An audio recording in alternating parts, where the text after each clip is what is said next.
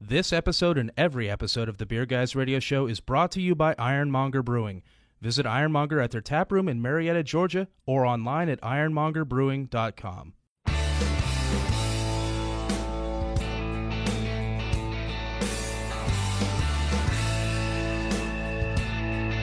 Open up a tab, grab a seat, and pour a pint.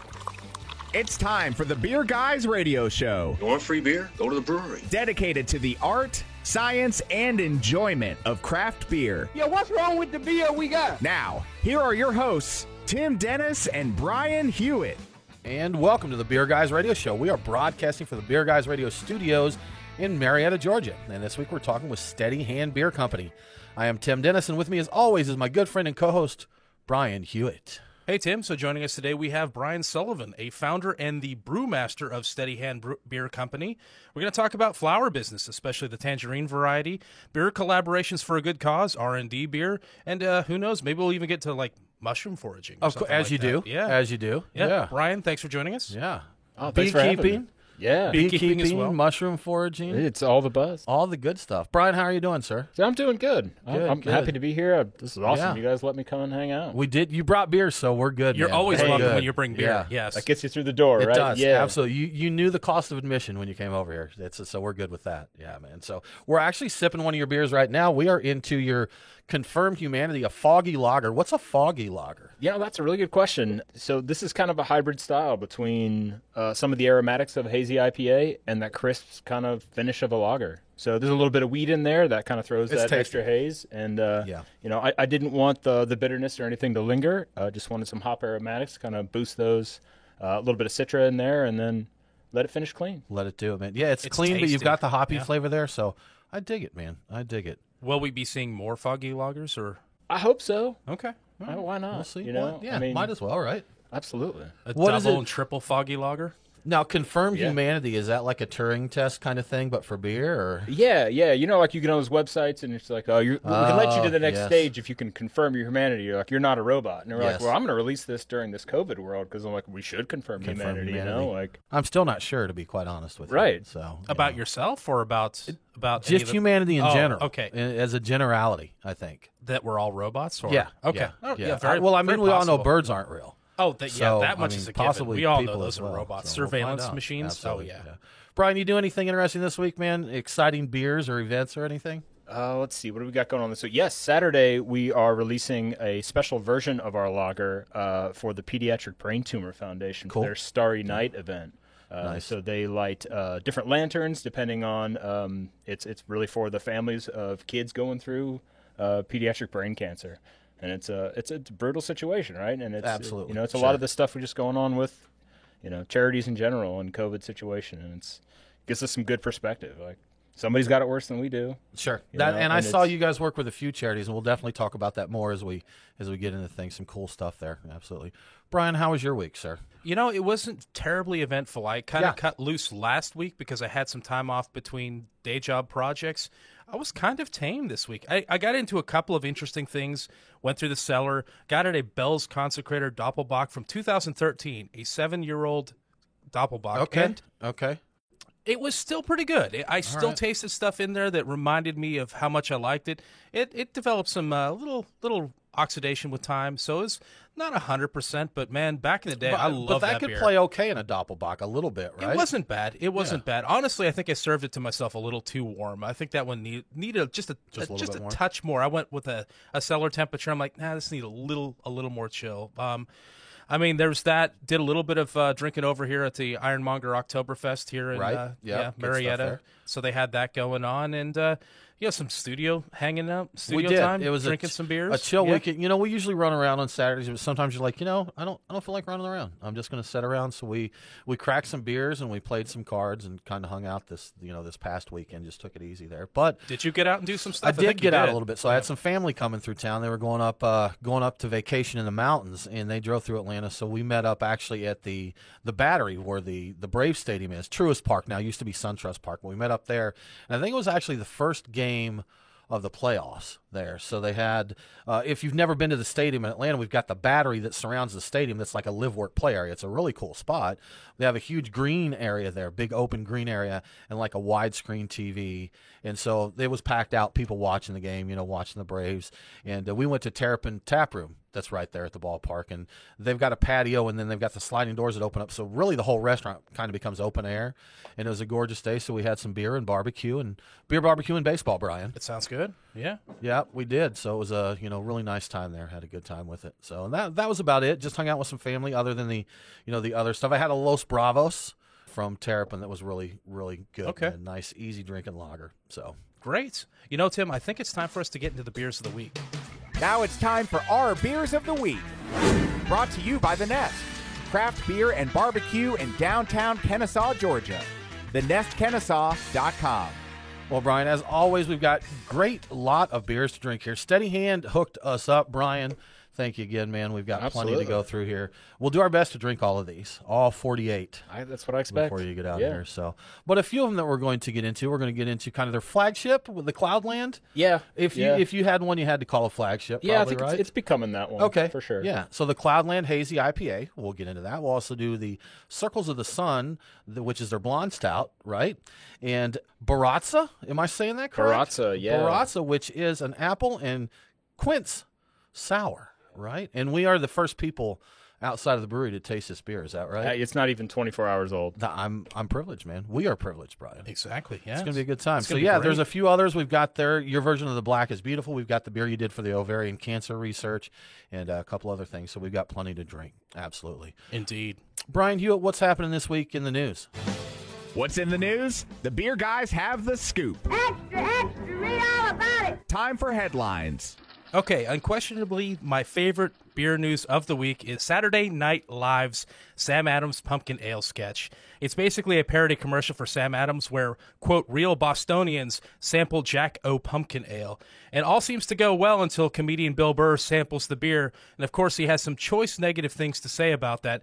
That's before he gets into a fight with his son in the middle of the grocery store. As of the last time I checked, the video clip has 2.5 million views, which includes the people from Sam Adams who have since retweeted the video to their followers. So they're on board with that. I was watching TV today, and I saw a Sam Adams commercial that actually, I guess it's the real Bostonian thing. I guess that is a thing that they do. And this guy was like sitting in his driveway talking, with his Boston accent, talking about Sam Adams beer. I was like, okay, this was a good parody here. I was unaware of the whole theme. Yeah, I guess me it too. plays a lot of places.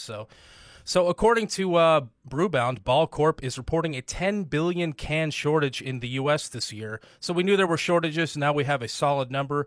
This is, of course, due to the increasing popularity of cans, particularly driven by the dramatic drop in keg sales due to on-premise venue shutdowns. That number is equivalent to 9% of 2019's can sales, and it's not likely to ease soon, as canned beer sales are expected to increase 4 to 6% through 2025. AB InBev, Coke, and Pepsi are likely to weather the shortage well, but Molson Coors, Sam Adams, and everybody else on the way down is probably going to feel the pinch coming up. Oh, So, the big yeah. Coke's going to get their cans, man. Coke, Oh, Coke will absolutely. get their cans, Coke and sure AB enough. InBev. And a quick update on the Surly situation. We talked about this before, and despite all the drama surrounding it and the outrage, Surly employees voted not to unionize, 56-20.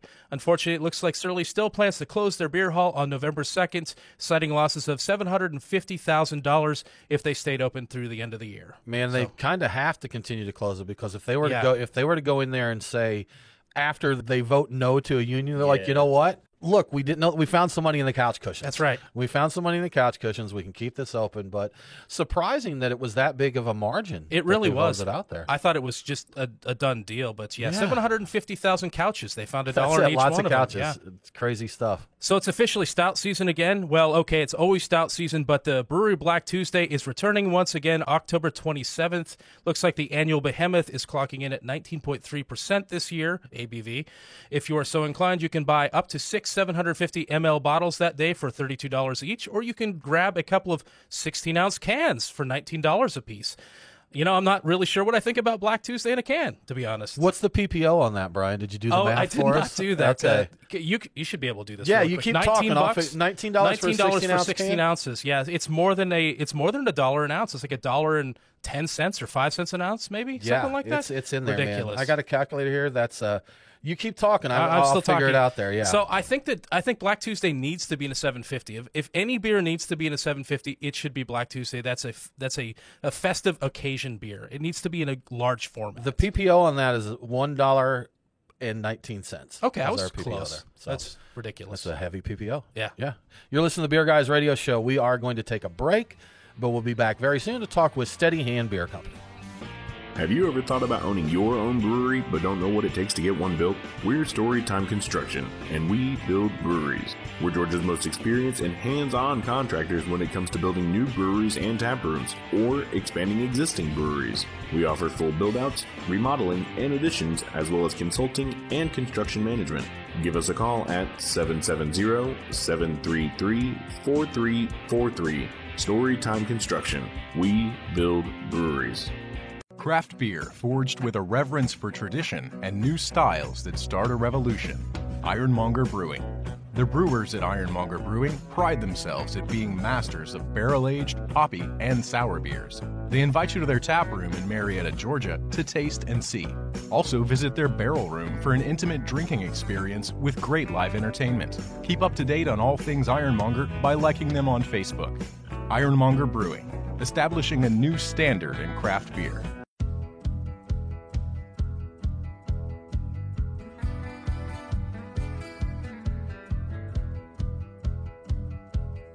Follow the Beer Guys on Facebook, Twitter, and Instagram. Strange things are afoot at the Circle K. Now, back to the Beer Guys Radio Show. Welcome back to the Beer Guys Radio Show. Remember, all episodes are available on demand, so if you missed the broadcast, get the podcast. Beer Guys Radio is available on all popular and unpopular podcasting apps. Now let's get back to Steady Hand Beer Company and Brian. Brian, thank you, sir, again for joining us, sharing your beers. We are now into is that Goka benefit? Yep. Georgia Ovarian Cancer Alliance. This is the ovarian cancer beer. Cool, man. Right. This is a good one to talk about because I shared with you before the show. I lost my mother to ovarian cancer. So this is something that's, important to me. And I know the research when my mom passed away, she was 43. This was back in 92. Yeah. And I remember at the time there were some experimental drugs that they weren't approved for use. And I've heard at the time they thought they were, fairly miraculous. But, it's important to keep that research going, man. Do you know sure. the Ice Bucket Challenge that man, you know what? I start telling a story and then forget the punchline to it. But the bottom line is that they had a breakthrough because of the funds raised from that. Did they seriously? Yes. Oh, I had no idea. So this month, this is important. I'll look that up during our next break so I can share that a little bit more. But it's important to keep funds going and research going to cure absolutely. these kinds of things, man. So how did you connect up with the Georgia Ovarian Cancer Alliance? So we got introduced to the guys who run it. It really came about as they do a huge gala event every year, a big fundraiser for them, and it's a bunch of chefs that get together to cook for this event. And so we hosted the chefs at our brewery last fall as kind of a thank you event for them, kind of lets them have some beers, and they were doing this all given their free time and creativity to make this thing happen.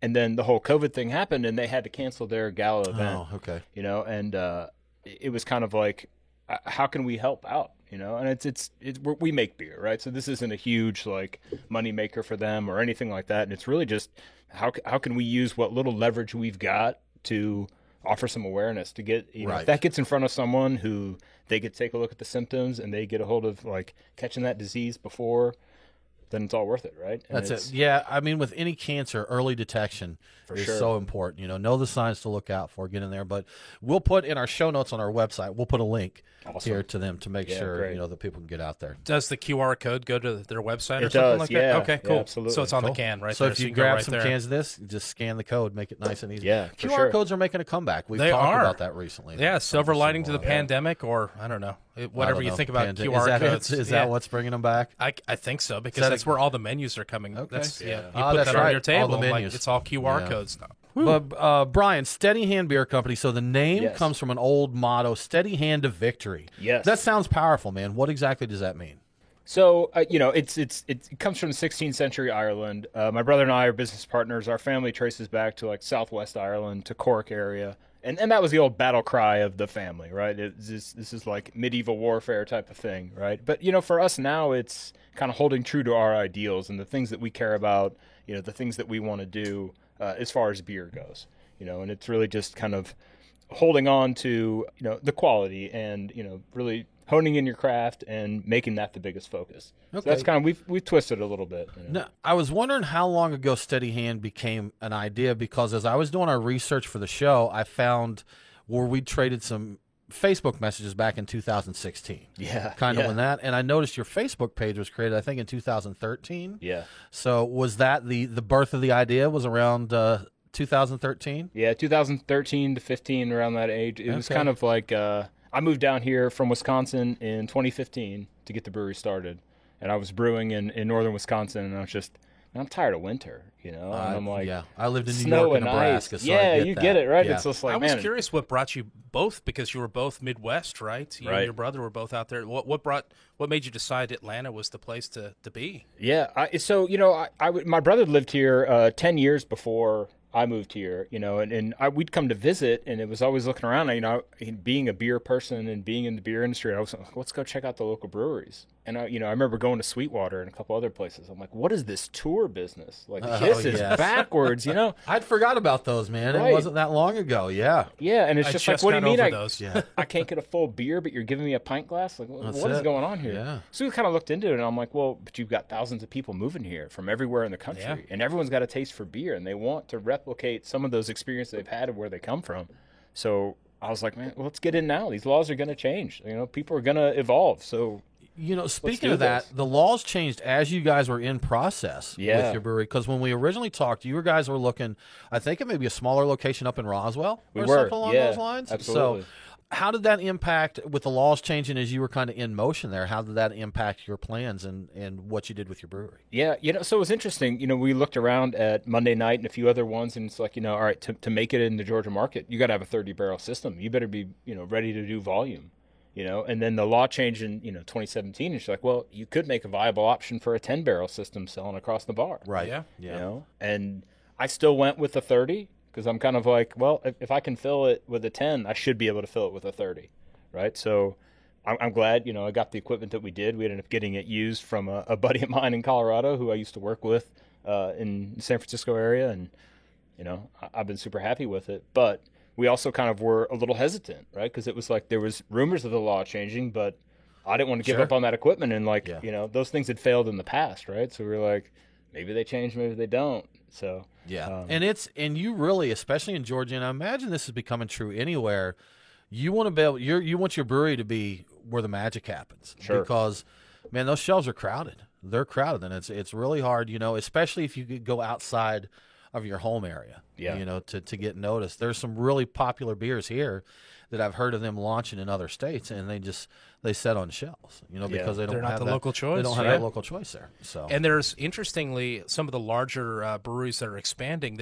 They've gone away from some of their models to going into putting like little local tap rooms to engender that local spirit, that local feeling. So they're servicing those people in a smaller area instead of just going with a giant push into a state. So I've heard about that, over the past couple of years, considering how the industry's changed. Of course, everything is different with the pandemic. So, for those that aren't aware, the laws and stuff that we're talking about and the tours that you were talking about, it was back 2015 we had a small change, and then 2017. But it used to be in Georgia, you could only do a tour and tasting. What was it, 32 ounces, 36? 36, something like that. 36 ounces that you could get as samples, and it had to be free. They could sell you that pint glass. It was a $15 pint glass. Right. Yeah. But that's it. We couldn't do any direct sales of that. And then in 2015, it changed to where they could sell the souvenir packages. Right. So kind of an interim thing there. And then in 2017, we finally got the actual direct sales.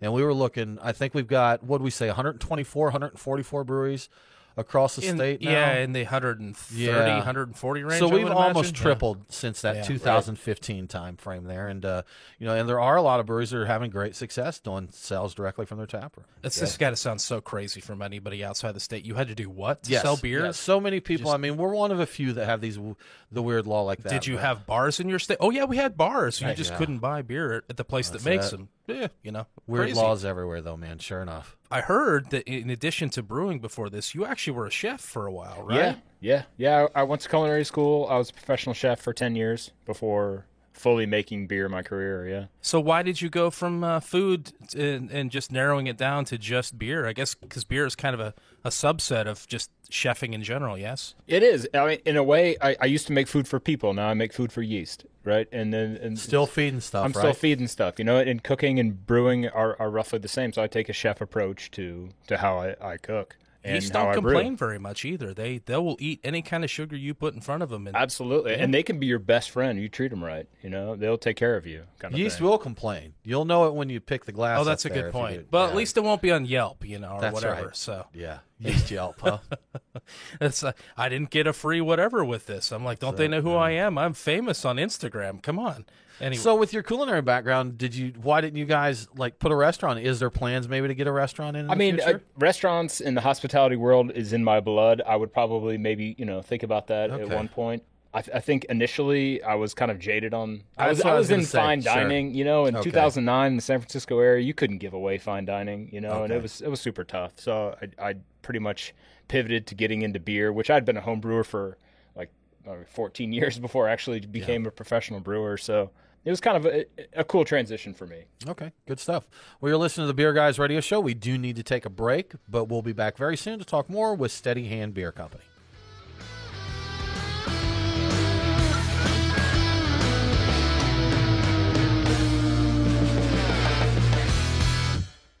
You know we love good beer, and Athletic Brewing makes non-alcoholic beer that stands shoulder to shoulder with their boozy brethren.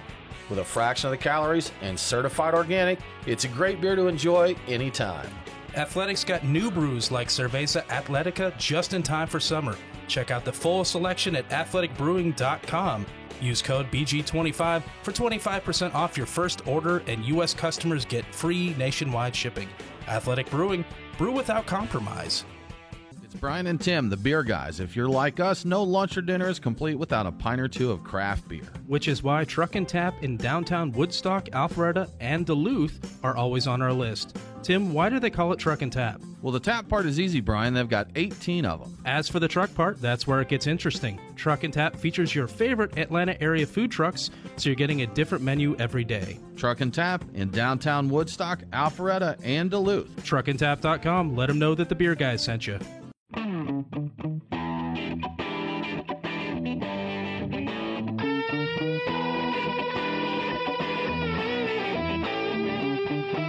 Follow the Beer Guys on Facebook, Twitter, and Instagram. I believe you have my stapler. Now, back to the Beer Guys Radio Show.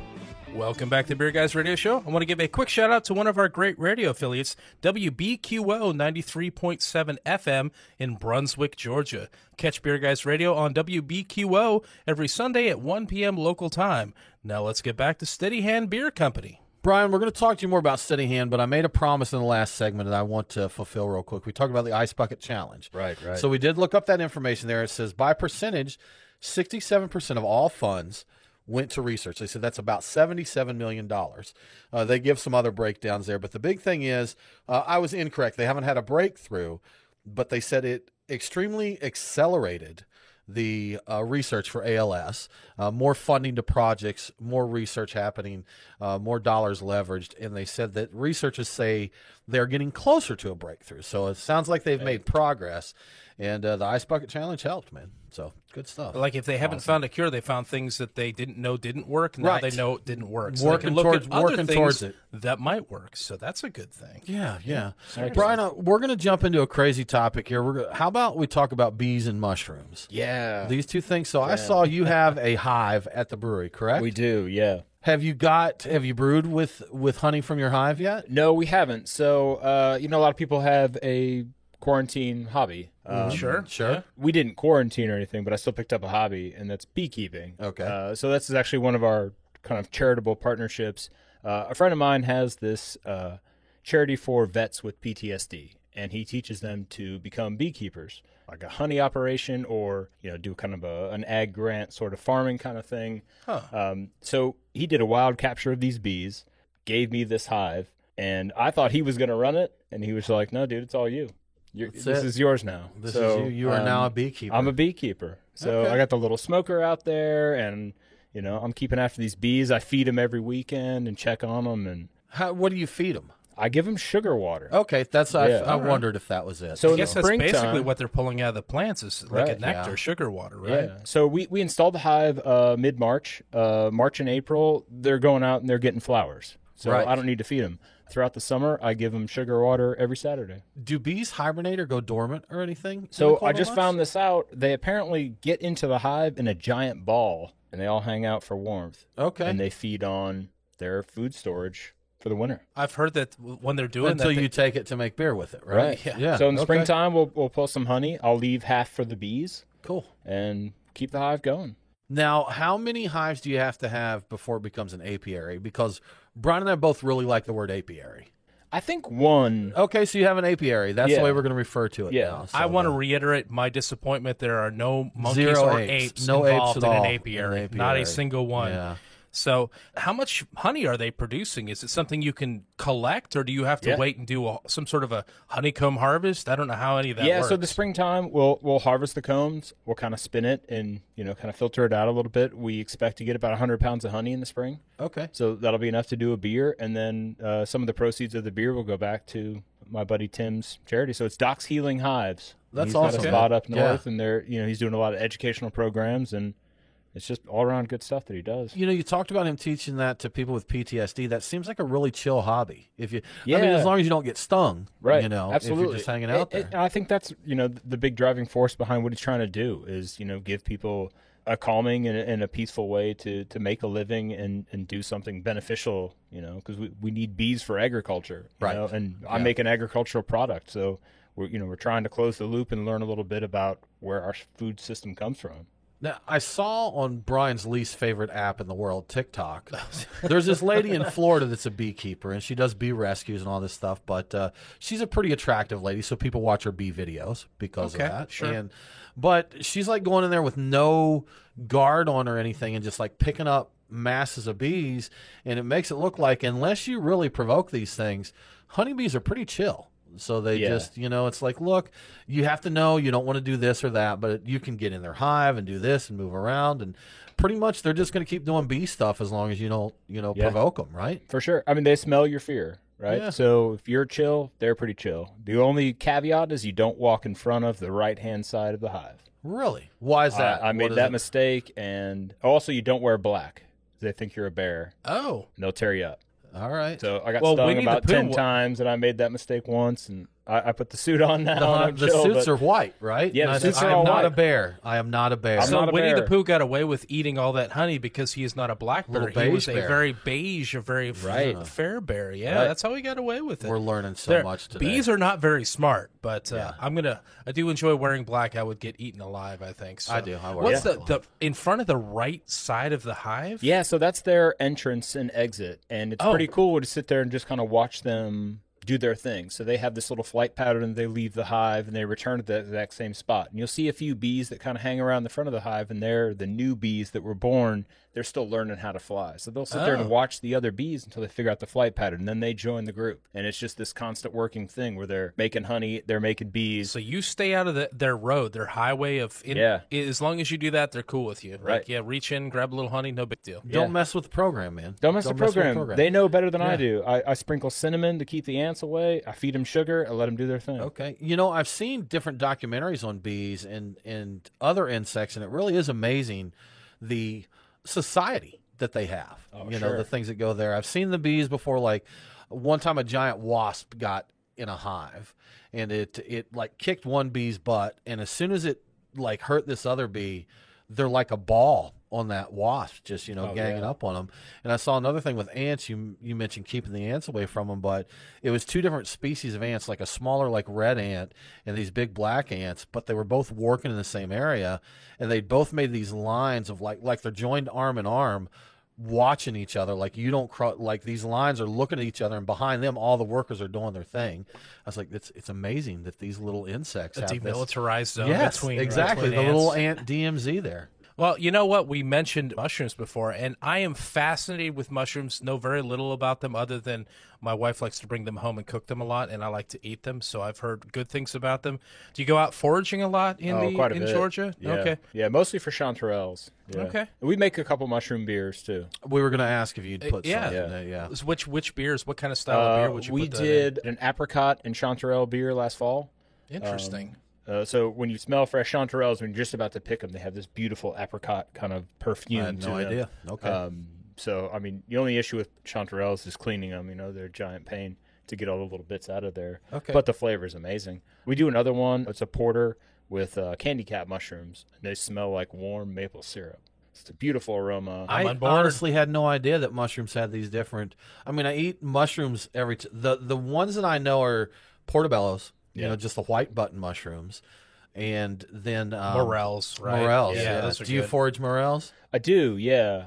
We want you to show us all your spots Yeah. because that's. Oh, right. I'm sure Yeah. that's going to That's happen. it. I was going to Yeah. ask him, Yeah. are you super protective of your spots, or can we get a little mark on a map I've where heard they're all at? Yeah, you know, growing up in the Midwest, my grandparents were big mushroom hunters. Okay. And, you know, and it's, you know, everyone has their own little signs right in the forest to be like, this is, you know, growing by this date, then you're good, you know, and the mushrooms around here. And there's some mythic lore type around, you Right, know, and sure. that's the beauty of it, right? And yeah, it's funny. Like, I'm kind of like, well, if you're willing to spend the day in the woods with me, I'll show you where you pick them. Okay, Because they move, right? And they have their own mind, you know? I've looked up, you know, information on like the places where they are likely to be found, but I haven't got out. And I, you know, had a buddy that posted a thing where he got, you know, a huge haul of morels, and next time I saw him, I was like, dude, that looks great. I'd love to go with you sometime and harvest some. And he just laughed at me. Yeah. And he's like, dude, I'm not showing you. Most where people will not. Yes, will they're, not they're, do that. They're highly guarded there for sure. Well, before we end the segment, Baratza, we're drinking this. We've been drinking Yes. this the entire time. What on earth is a quince? Quince is it's a relative of the apple family, and if you get a raw quince, they're terribly fibrous and bitter. But if you cook them down, they have this beautiful jammy berry note, and it's typically served with cheese, very common in Spain. Okay. And being a relative of the apple, we kind of want to play the two flavors against it. So it's Northern Spy apples and quince.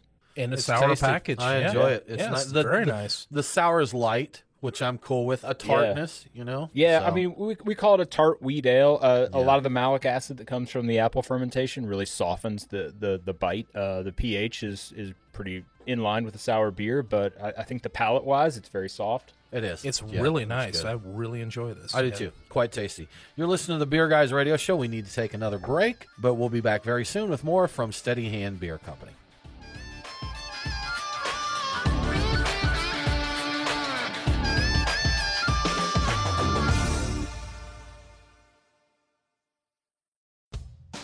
If you love beer, barbecue, and football, then the Nest in Kennesaw, Georgia is the place to get your fix. Featuring 48 taps, including unique and rare craft beers, wine, and more. Plus some of the best barbecue around. The spacious patio is a great place to catch the games this fall where you can cheer on your team while you enjoy some wings. And don't forget about the delicious pork and chicken, and my personal favorite, the nachos. Remember, for the best in craft beer and barbecue, make your home at the Nest in Kennesaw, Georgia.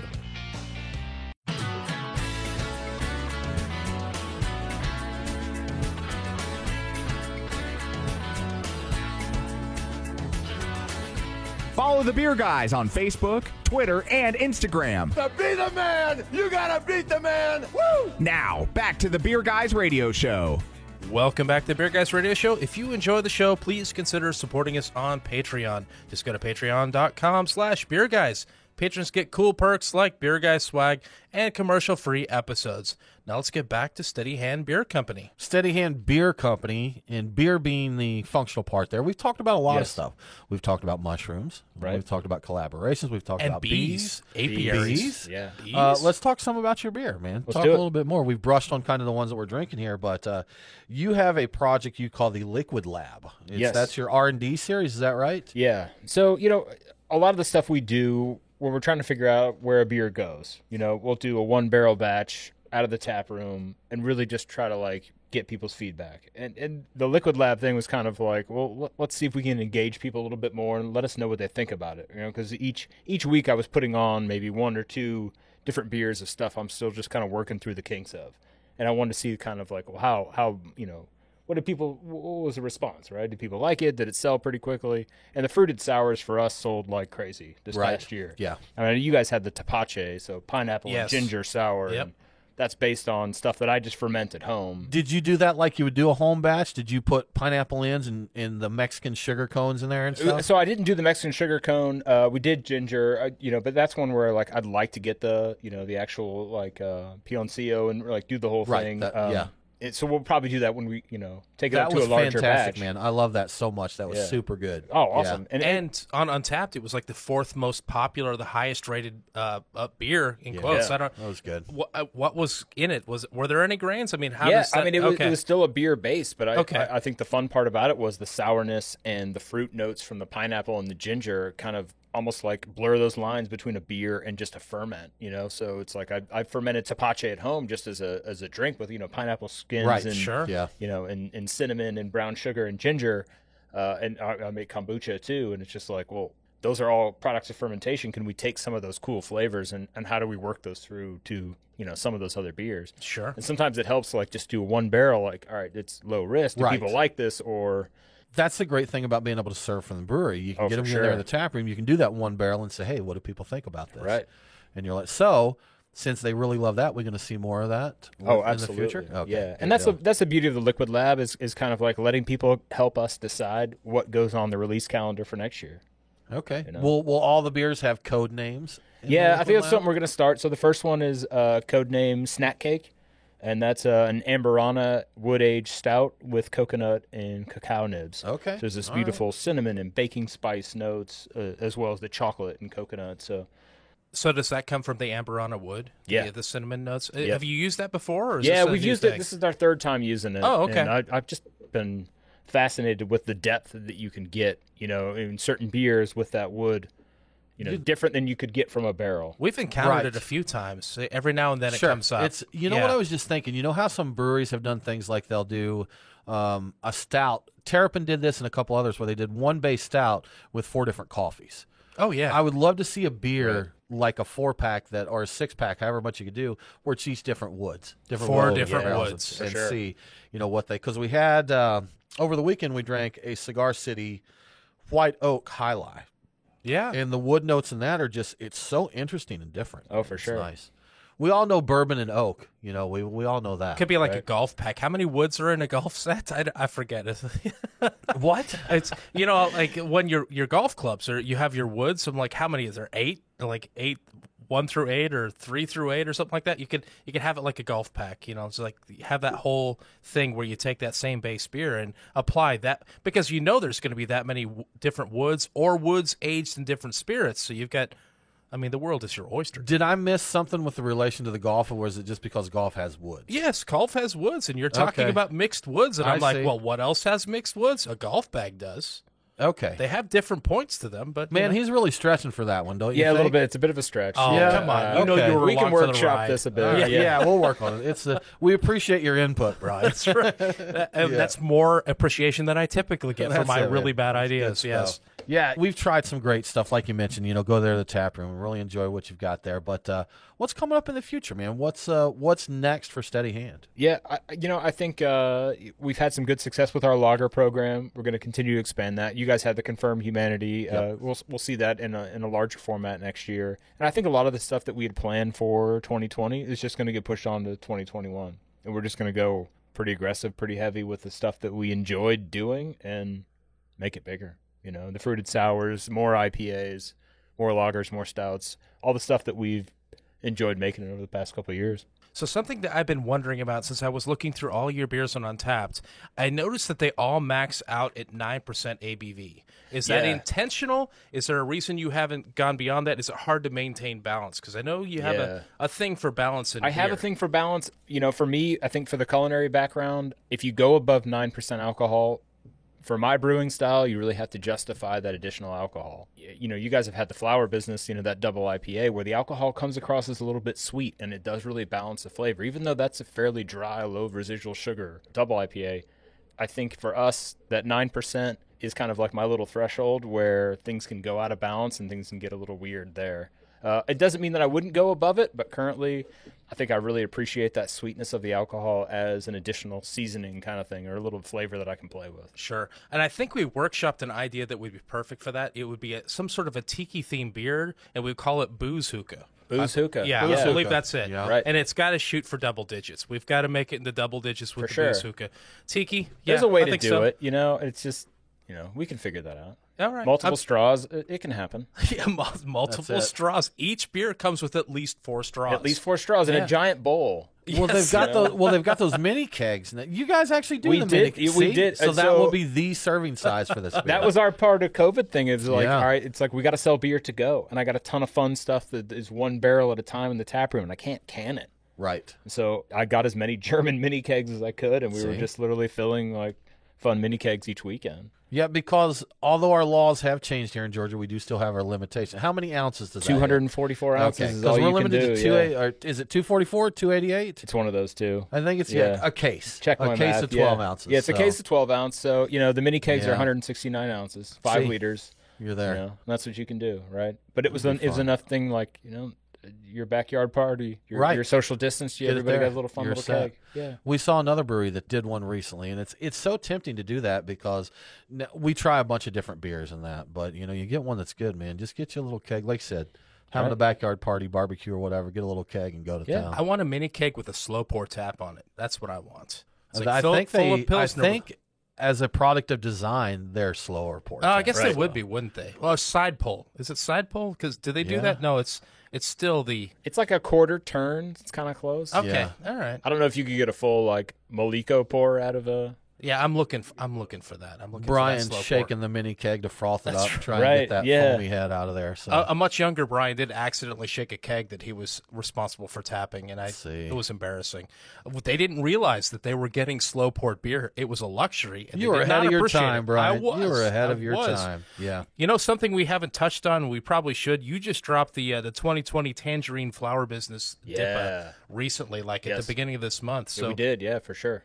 tell us about that, man. Obviously, Flower Business is one of our core double IPAs, and we wanted to play up some of that citrus notes to it. Every year we've released or 2 years in a row now, we've released the tangerine, and each year it's been a little bit different. So I changed the hops up each time. The fruit notes were much stronger this year. It's a little bit more acidic. But at 9% alcohol, it's dangerously drinkable. And it's one of those ones where the alcohol... You'll find out soon, and have a couple. You'll find yeah, out. absolutely. It's 9%, Like right? I know it's 9%, and I still get Yeah. myself in trouble. Right. And it's one. Go back to your point about the sweetness of like that's a positive flavor component of that beer.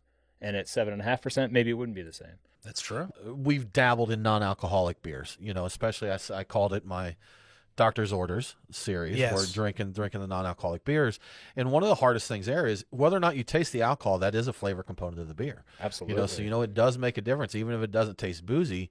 That impacts it, and I think that's one thing that probably brewers struggle with, especially beers that are intended to have either on the very low end, like a real clear Pilsner type of beer, or on the higher end. I think that's the struggle with them to get it to taste, in that line. You certainly notice it when it's not there. I mean, I sometimes don't think about it because it's not a huge factor, but Yeah. I like it contributes to body, contributes to flavor, it contributes to a lot of things. And when it's gone, what are you filling in that gap? And sometimes nothing is Sometimes there. nothing, Sometimes right. nothing is what you get. There's an empty hole in your heart where the booze right. used to be. I man. feel a vacuum where the Yeah, booze used to be. right. Absolutely. So if people want to keep up with what is happening with Steady Hand, where should they go? Follow us on Instagram. We're steadyhandbeer_co. Check us out on Facebook. Check us out on our website. Come by the tap room. We post about all the events we've got going on, new beers that drop. Come check us out. Easy way to do it. Brian, thank you so much for joining us, man. No, We had a thanks great for having me. conversation. We really appreciate it. Well, that about wraps it up for this episode of the Beer Guys Radio Show. Join us next week as we talk to 6 Point Brewery. We are Beer Guys Radio on Facebook, Twitter, and Instagram. Thanks for tuning in. Have a great week, and don't forget to drink local. Cheers.